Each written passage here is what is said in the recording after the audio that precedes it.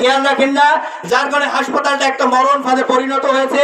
এবং অফিসের যারা আছে তাদেরকে নিয়ে তিনি এমন একটি সিন্ডিকেট করে তুলেছেন যে লুটপাটের একটা আতুর ঘর তৈরি হয়েছে এই হাসপাতালটি তিনি নিজেই মুমূর্ষ করে ফেলেছেন।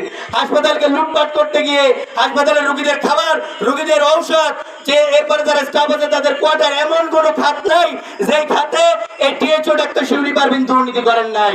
এবং এই দুর্নীতির দায়ে তার এই যে প্রকাশ্য দুর্নীতি এবং স্বেচ্ছাচারিতা, গত ৩-৪ বছর যাবৎ সে এইটাকে তার একটা রাজত্ব বানায় নিছে। এই ধরনের স্বৈরাচারী টিএচওর আমাদের এখানে কোনো প্রয়োজন নাই। এই দুর্নীতিবাজ, এই মানুষ হত্যাকারী, এই ধরনের টিএচকে আমরা আজকে এখানে অবাঞ্ছিত ঘোষণা করছি এবং তাকে অনতি বিলম্বে নলছিটি হাসপাতাল থেকে অপসারণ করতে হবে।